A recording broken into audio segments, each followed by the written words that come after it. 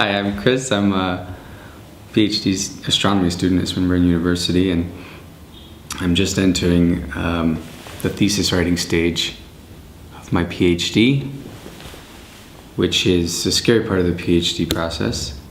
It's a monumental task. It's 6 to 9 months of intense writing, more intense than the rest of the program. And you have to work on it in a daily fashion, hours per day, typically shooting for about 8 hours per day, and work your way up to that without really being able to see the end for quite a long time until you're midway through or most of the way through, and constant fear of failure to keep you on your toes.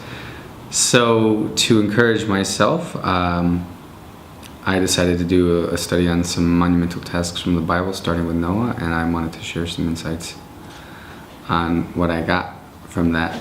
Now, if you're not in a monumental task and this doesn't speak to you, monumental tasks that come to mind are things like a new marriage, or starting a small business, or having a child, or raising a child, or dealing with a sudden illness or a chronic illness, or dealing with a divorce or a nasty breakup.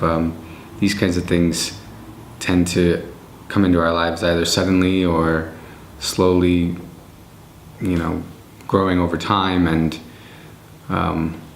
when we're in them, we can always use encouragement. When we're not in them, we can use readiness. So hopefully this will speak on a few levels. I just wanted to talk about a couple key points that I got out of reading Noah the most recent time, which is a story I'm familiar with and I've read many times in my life. I like it. I like the idea of being on a boat with a small family and a bunch of animals for a long time. It sounds very cozy. I'm sure it wasn't, but it's a fascinating story.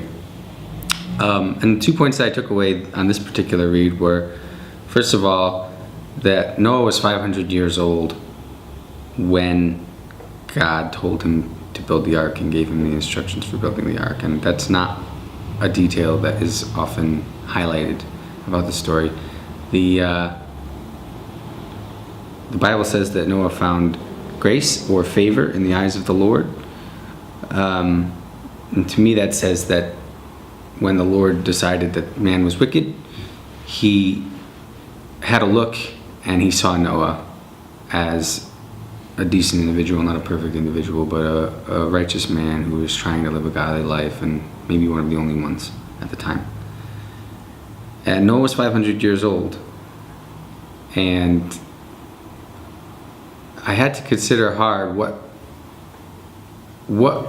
a person that finds favor in the eyes of God looks like at 500 years old. Because if you're 30 years old and you've been very careful, you might consider yourself a righteous person. God might even consider you a righteous person. But to be able to do it for 500 years and to still be able to be looked upon by God, and for him to be able to say, yeah, this person's following me as he should be, is quite an accomplishment. And presumably Noah didn't have a lot of interaction with God for the first 500 years, which means he was living a godly life without the expectation that it would ever lead to some monumental task, but with the knowledge that it might. Because when God gave him instructions at the age of 500, it's one of the few times when God speaks to someone in the Bible that someone in the Bible doesn't have something to say back to God. God gave Noah instructions and Noah carried them out. And to be worshiping God in an abstract way for 500 years and then suddenly get instructions and get right to work is an interesting thing for someone to be able to do. And so the first point I took away from that in my case was that you need to constantly be building your relationship with God for the possibility of him using you in the future. We should want to be used by God and as part of his plan. And when the time comes, if the time comes, we ought to already have a strong relationship with God. We ought to already have the tools we need to be able to accomplish a task. In fact, God might decide when to call on you for a task based on where you are with your tools and where you are with your skills. And so when you're not in these tasks, it's a good time to create these tasks for yourself, these these smaller tasks to grow closer to God, so that when the monumental tasks come along, you'll be ready. And to be ready when those big tasks come along. Don't be surprised when something falls in your lap if you've been following God all your life, because that's sort of what you've been asking for. The second thing I took away from the story is that Noah got on the ark when he was 600 years old, which means it took him 100 years to build it. And as far as monumental tasks go, that's probably one of the longest ones that you can think of in the Bible, at least, or in the history of mankind. It's one thing for Noah to get instructions from God at 500 to be a righteous person and to get right to work, but it's another thing to be able to stick to that task for 100 years. It's something unlike anything that Noah had ever done. It's 20% of the time he'd spent praying and offering sacrifices and communing with God, 20% of that time over again on a very specific task that was much, much harder than the things that he'd done in the past, and something that much harder to understand, something that we know that his neighbors and friends didn't understand and he was persecuted for. So it's another level of a commitment to God, and a huge step. 100 years out of a 600-year lifetime spent on this big step up. And you gotta wonder what kinds of things he went through. I imagine there was all kinds of struggles while he was building the ark.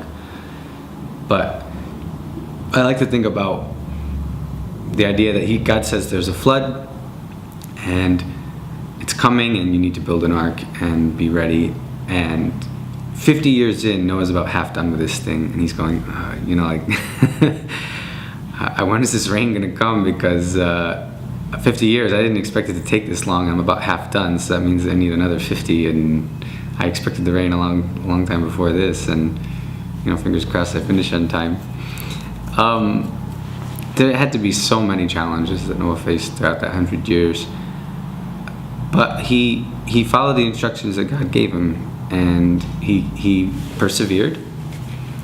And to me, I have 6 months or 9 months of writing to do without the end in sight, and it's difficult to persevere. I think we all know that in the middle of these big tasks, it becomes difficult when you're not clear on what it is you're going to have in the end. And Noah was able to do that for 100 years.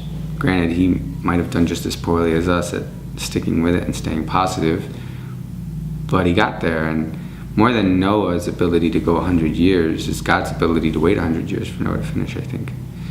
And I think we should keep in mind that when God gives us these tasks, he gives us to them because he knows we can accomplish them, and he's patient with us as we go through them. All the struggles that we face as we go through these big tasks are struggles he knew we would face, struggles he knew we would overcome, which is why he gave us a task in the first place.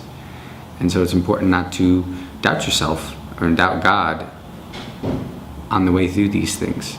Do the best you can, and know that whatever it is you're supposed to accomplish, even if it's not what you thought it would look like in the end, is God's going to use that. God uses everything. Just briefly, I wouldn't call it a third point, but something to keep in mind is that Noah lived 350 years after he got off the ark, and he helped rebuild civilization. And I expect that a lot of the things that he learned while building the ark, he was able to apply to that second task of rebuilding civilization. And I think that God doesn't waste anything. I think that the ark itself is something extremely important in the story, but God used it as a stepping stone to something even more important, which was rebuilding civilization, which couldn't have happened without the ark, but certainly took longer. And we look around today, is a far more complex construction that we've all worked together to build. And so even with these monumental tasks, they're just little things to God that he's going to use in much, much more God-sized tasks that he's working on. And we should be excited to be a part of it and not afraid to fail, because God will use whatever it is that we produce as long as we do it with our hearts. And if we trust in him, we will accomplish whatever it is we're supposed to. Thanks.